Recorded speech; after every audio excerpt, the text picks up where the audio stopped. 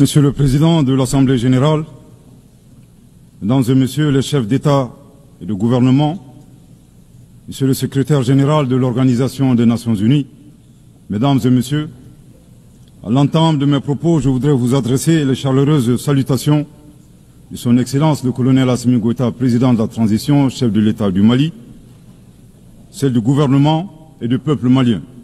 Je voudrais ensuite vous adresser, Monsieur le Président, les chaleureuses félicitations de la délégation malienne pour votre brillante élection à la présidence de la 79e session de l'Assemblée générale. Votre beau pays, le Cameroun, pays africain frère et ami, entretient d'excellentes relations avec mon pays. Vous pouvez compter sur le soutien total du Mali dans l'accomplissement réussi de votre mandat. Je saisis également cette occasion pour féliciter votre prédécesseur, l'ambassadeur Denis Francis de Trinidad et Tobago, pour la manière remarquable avec laquelle il a conduit les travaux de la 78e session de l'Assemblée générale. Enfin, permettez-moi de réitérer à Monsieur le secrétaire général de l'ONU, Monsieur Antonio Guterres, nos encouragements à poursuivre les efforts pour la réalisation des nobles objectifs de notre organisation commune. Monsieur le Président, le 26 juin 1945, en signant la Charte des Nations Unies à San Francisco, les peuples se sont résolument engagés, je cite, à préserver les générations futures du fléau de la guerre qui, 2 fois en l'espace d'une vie humaine, a infligé à l'humanité d'indicibles souffrances. Fin de citation. Aujourd'hui, l'occasion nous est offerte de nous prononcer sur le thème suivant, ne laisser personne de côté, agir ensemble pour la promotion de la paix, du développement durable et de la dignité humaine pour les générations présentes et futures. Le choix de ce thème qui intervient 79 ans après la signature de la Charte des Nations Unies est-il un pur hasard ou le résultat d'une construction mentale? Nous l'ignorons. Cependant, force est de constater malheureusement que se pose encore avec forte acuité la problématique de la préservation des générations, non seulement celle du futur, mais également la nôtre. Est-ce pour autant un échec des Nations Unies?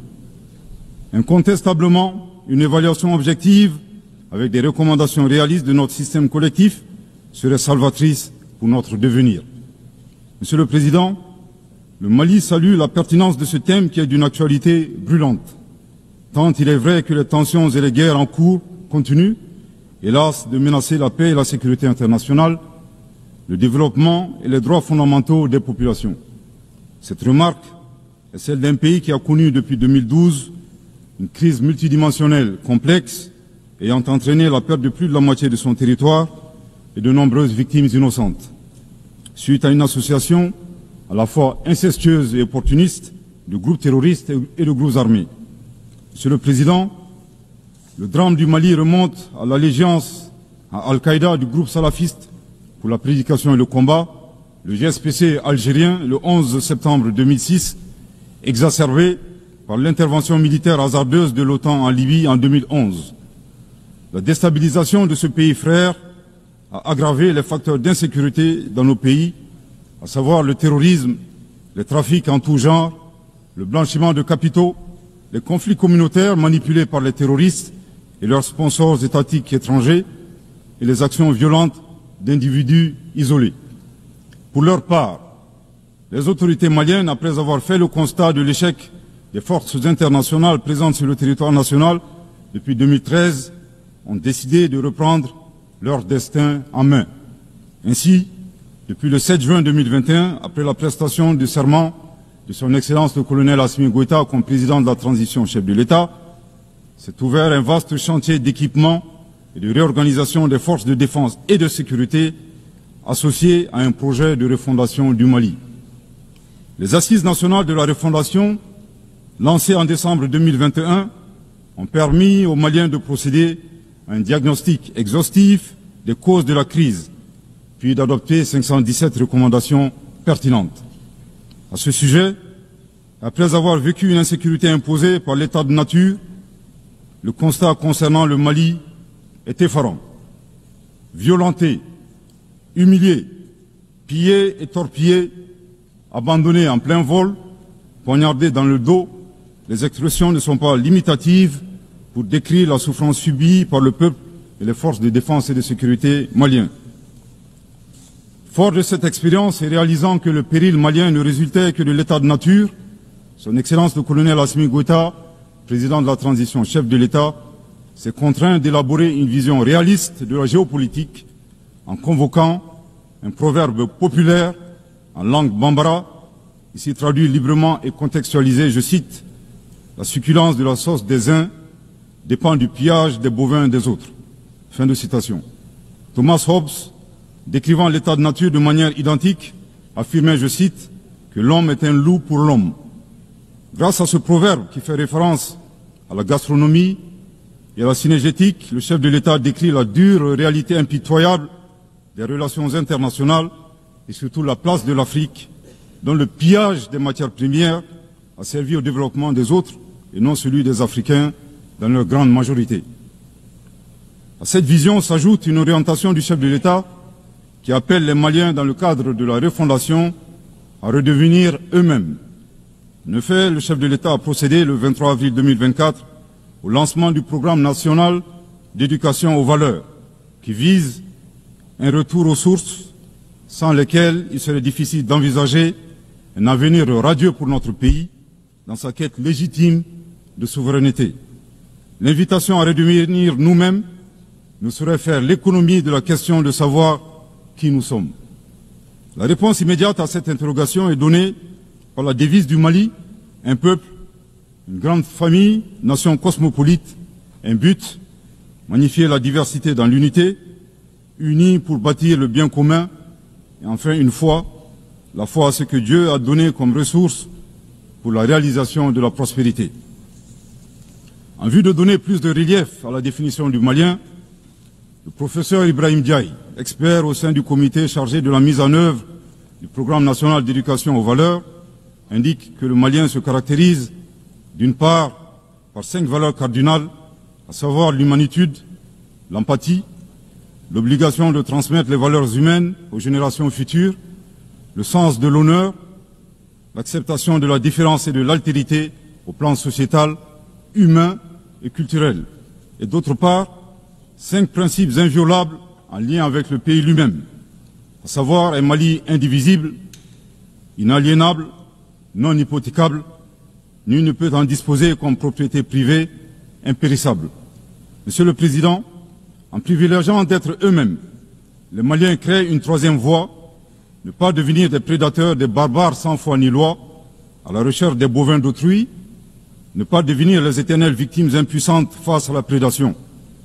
La voie médiane promue par le Mali consiste à réaliser notre développement en empruntant un chemin plus vertueux. Veiller au respect de notre souveraineté tout en respectant celle des autres. Refuser l'hétéronomie tout en refusant de nous ingérer dans les affaires intérieures des autres. Être ouvert à tous les partenariats sur une base gagnant-gagnant. Aussi, il est important de relever que ces principes et valeurs caractérisent, mutatis mutandis, les peuples frères du Burkina Faso et de la République du Niger. Concernant le processus de transition politique au Mali, il convient de rappeler que, à l'issue des assises nationales de la refondation, le peuple malien a fait le choix de mener des réformes politiques avant d'organiser les élections, en vue d'ancrer profondément une gouvernance vertueuse.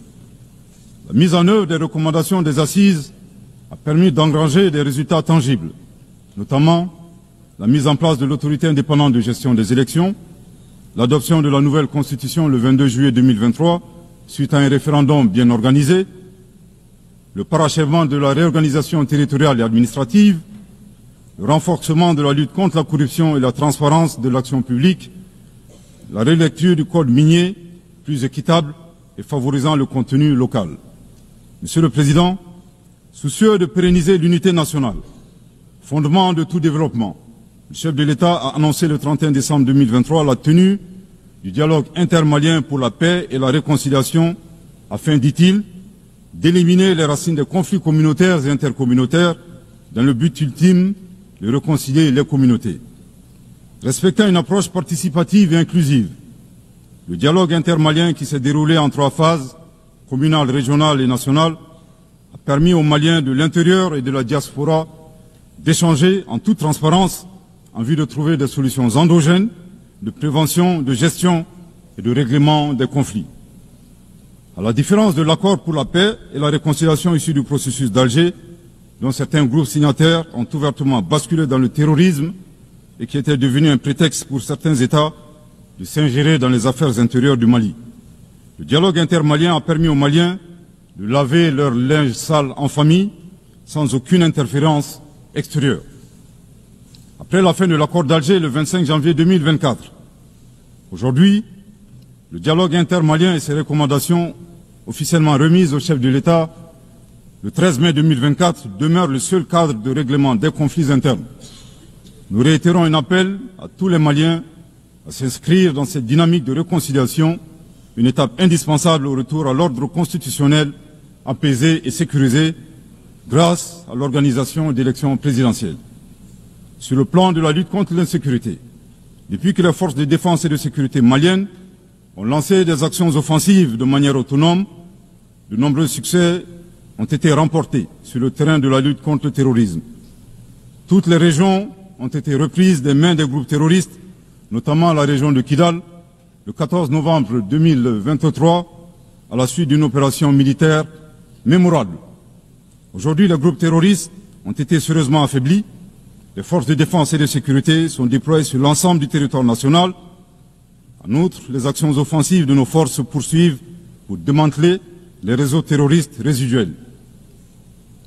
Le gouvernement du Mali reste conscient que la réponse uniquement sécuritaire a ses limites. C'est la raison pour laquelle, en appui à l'action militaire, le gouvernement du Mali s'est doté d'une stratégie globale et intégrée ayant pour objectif la restauration de l'autorité de l'État sur l'ensemble du territoire national. Elle comprend des mesures politiques, administratives, le développement économique et social, y compris le dialogue avec les groupes armés et la fourniture des services sociaux de base à nos braves populations. En dépit de ces résultats fort appréciables, ces groupes criminels gardent encore une certaine capacité de nuisance dans leur tentative désespérée de porter atteinte à notre intégrité territoriale et de terroriser nos populations. Avec, et je me dois de le déplorer du haut de cette tribune, le soutien de sponsors étatiques étrangers. Les sponsors étatiques étrangers. Après des années de dénonciation de ces acteurs étatiques qui soutiennent le terrorisme international, les autorités ukrainiennes ont violé ouvertement et de manière inédite la Charte des Nations Unies ainsi que les conventions et résolutions pertinentes des Nations Unies relatives à la prévention et à la lutte contre le terrorisme. Lorsque des officiels de ce pays, ayant confondu la scène internationale et la scène de théâtre, ont avoué la participation active de leur pays à la lâche attaque terroriste ayant visé une patrouille des forces de défense et de sécurité du 24 au 26 juillet 2024 à Tinzaouatin dans la région de Kidal. Monsieur le Président, au regard de la complexité de la situation au Sahel, et motivés par leur seul désir de prendre le destin de leur pays en main, Leurs Excellences, le capitaine Ibrahim Traoré, président du Faso, chef de l'État du Burkina, le colonel Assimi Gota, président de la transition, chef de l'État du Mali, et le général de brigade Abdourahmane Tiani, président du Conseil national pour la sauvegarde de la patrie, chef de l'État du Niger, ont dans un premier temps institué l'Alliance des États du Sahel, une architecture de défense collective et d'assistance mutuelle dans la lutte contre le terrorisme, en signant la charte du Litpako-Gourmand le 16 septembre 2023. 10 mois plus tard, précisément le 6 juillet 2024, les pères fondateurs de l'AES ont souverainement décidé de transformer ce mécanisme en une confédération centrée sur 3 axes: la diplomatie, la défense et le développement, avant de parvenir à terme à une fédération. En si peu de temps, des résultats édifiants ont pu être obtenus dans la lutte contre le terrorisme grâce à la mutualisation des moyens de défense, des opérations militaires conjointement menées et un engagement sans faille à éradiquer le terrorisme. C'est la raison pour laquelle les États membres de la Confédération des États du Sahel ont adressé le 19 août 2024 une lettre conjointe au Conseil de sécurité des Nations Unies pour dénoncer le soutien des autorités ukrainiennes au terrorisme international, condamner l'agression contre le Mali, demander au Conseil de sécurité de prendre des mesures appropriées contre les autorités ukrainiennes. Soit dit en passant, qu'il me soit permis de rappeler que ce nouvel envoi de lettres intervient pendant que le Mali attend encore la suite réservée à une précédente lettre de saisine du Conseil de sécurité des Nations Unies en date du 15 août 2022 afin d'exposer les actes d'agression français à son encontre ainsi que leur implication dans la promotion des 3 formes de terrorisme au Sahel, à savoir le terrorisme armé, le terrorisme économique et le terrorisme médiatique.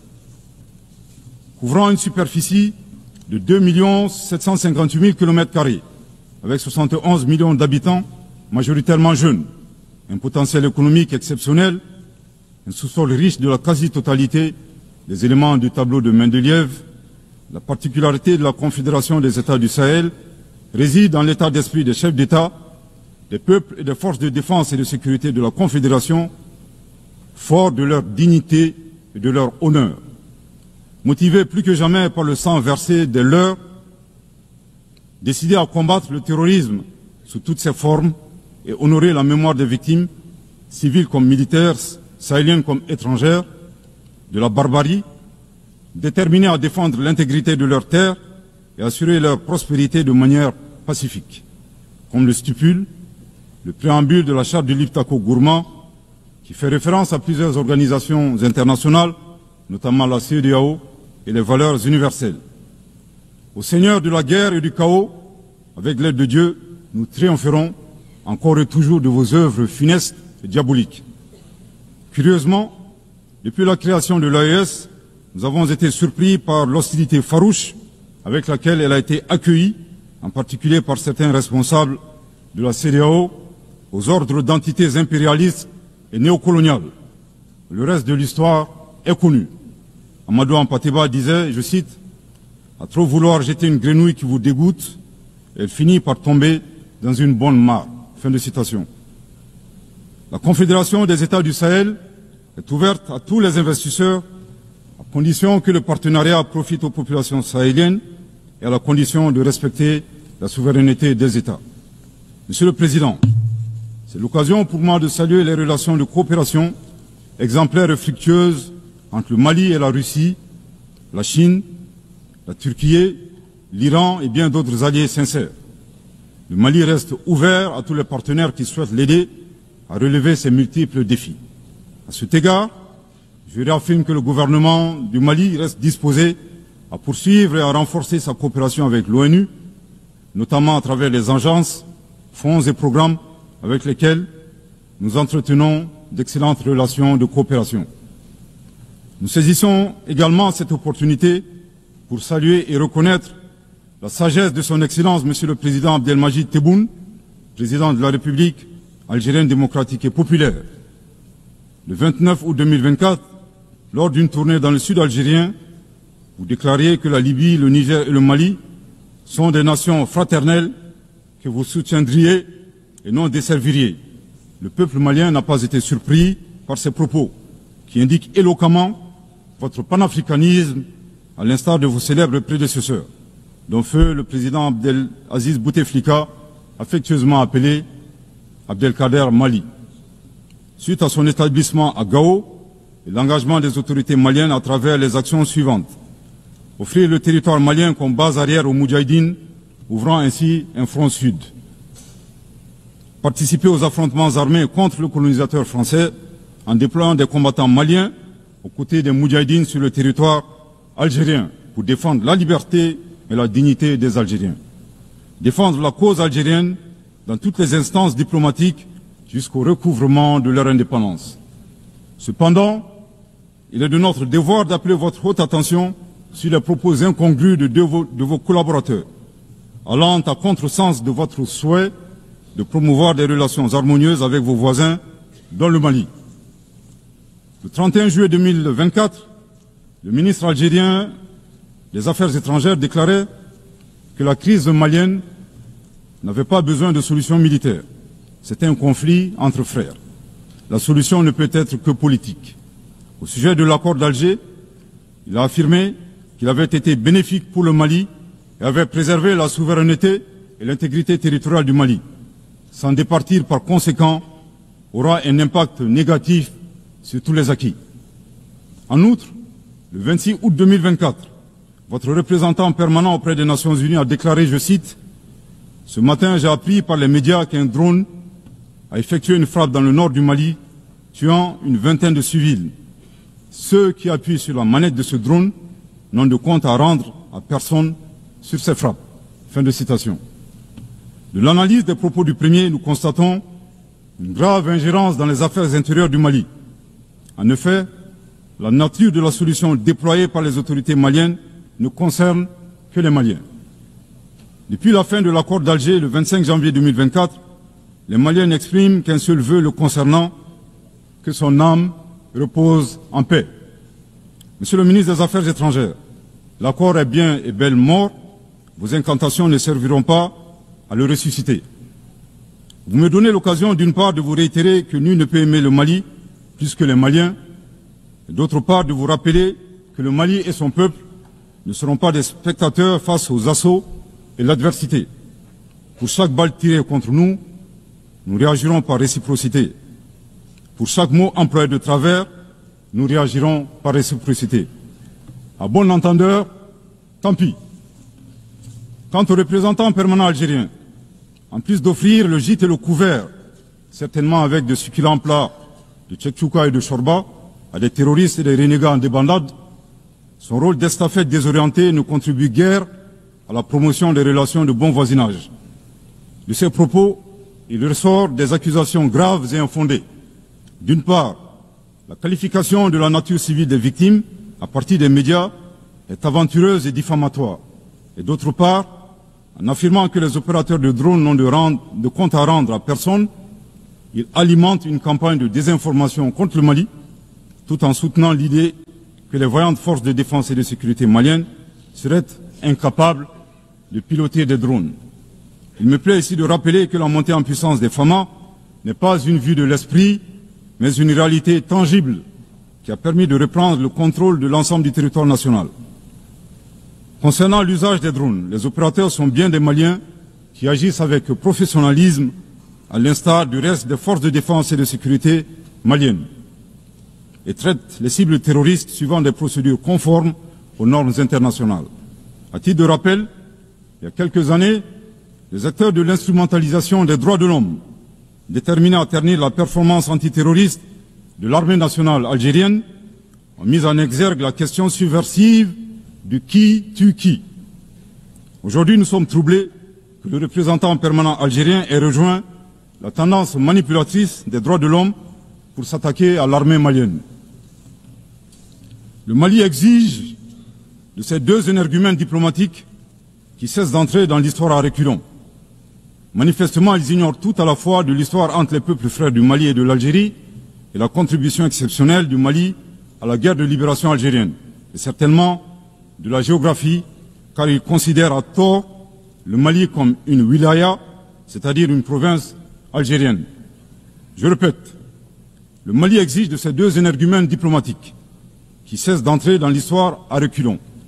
Manifestement, ils ignorent tout à la fois de l'histoire entre les peuples frères du Mali et de l'Algérie et la contribution exceptionnelle du Mali à la guerre de libération algérienne et certainement de la géographie, car ils considèrent à tort le Mali comme une wilaya, c'est-à-dire une province algérienne. Je répète pour une dernière fois, le Mali exige de ces deux énergumènes diplomatiques qui cessent d'entrer dans l'histoire à reculons. Manifestement, ils ignorent tout à la fois de l'histoire entre les peuples frères du Mali et de l'Algérie et la contribution exceptionnelle du Mali à la guerre de libération algérienne et certainement de la géographie, car ils considèrent à tort le Mali comme une wilaya, c'est-à-dire une province algérienne. Monsieur le Président, sur la situation régionale et internationale, le Mali reste très attentif au développement en cours en Afrique et dans le reste du monde.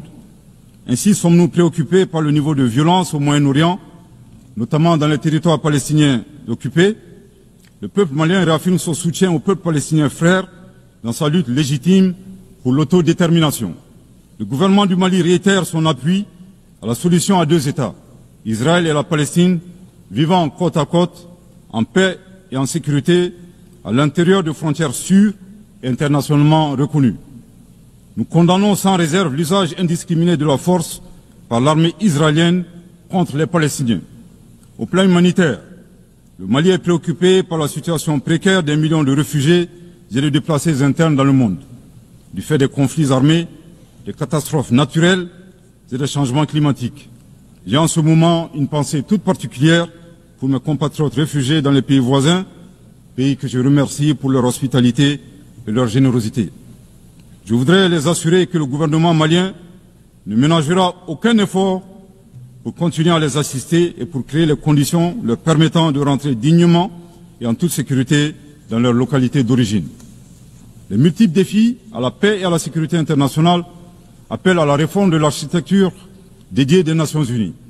Dans la même veine, le Mali continue de plaider pour la réforme de la gouvernance mondiale politique, économique et financière afin de créer les conditions optimales et justes du développement de nos pays. Dans cette dynamique, le Mali continue de plaider pour la réforme des institutions financières internationales comme la Banque mondiale et le Fonds monétaire international. De même, nous saluons les modèles alternatifs et crédibles tels que les BRICS. Les changements climatiques constituent également une menace réelle pour les générations présentes et futures. Nous devons avoir le courage de sortir du dogmatisme ambiant et des jeux d'intérêts étroits concernant cette problématique. À cet égard, le temps est venu de mettre effectivement en œuvre les décisions de nos sommets et de nos COP. Il est nécessaire que les pays à l'origine du réchauffement climatique assument leurs responsabilités pleines et entières, y compris celle de soutenir les efforts des pays du Sud pour un développement respectueux de l'environnement. Monsieur le Président, pour terminer, je voudrais faire observer que cette 79e session de l'Assemblée générale se tient dans un contexte de défis immenses pour nos États et pour nos institutions multilatérales. La paix et la sécurité internationale n'ont jamais été autant menacées depuis les deux grandes guerres, y compris par le terrorisme international et l'extrémisme violent. Dans un tel contexte, il sera difficile d'atteindre les objectifs de développement durable à l'horizon 2030 en termes d'éducation, de santé, d'accès à l'eau potable, d'énergie et de justice. Cependant, malgré ces péripéties, le Mali reste disposé à jouer toute sa partition dans la mise en œuvre de ses engagements nationaux et internationaux, tout en gardant un certain espoir en l'avenir. Que Dieu bénisse le Mali et préserve les Maliens des forces obscurantistes et destructrices du monde. Que Dieu bénisse la Confédération des États du Sahel et préserve les populations sahéliennes des forces obscurantistes et destructrices du monde. Que Dieu bénisse l'Afrique et préserve les Africains des forces obscurantistes et destructrices du monde. Que Dieu bénisse le monde et préserve l'humanité entière des forces obscurantistes et destructrices du monde. Je vous remercie de votre très aimable attention.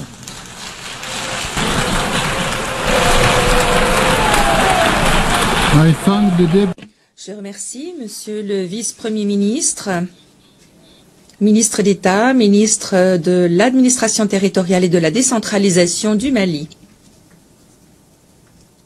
Voilà, c'était là donc en direct des Nations Unies, du siège des Nations Unies, le discours du ministre d'État, ministre de l'Administration territoriale et de la décentralisation, porte-parole du gouvernement, colonel Abdoulaye Maïga, qui porte donc la voix du Mali à la tribune des Nations Unies. Nous aurons donc l'occasion de décorter, de décrypter cette intervention du porte-parole du gouvernement à la tribune des Nations Unies dans nos futures éditions et avec nos envoyés spéciaux à New York. Fin de ce flash spécial. Merci de l'avoir suivi.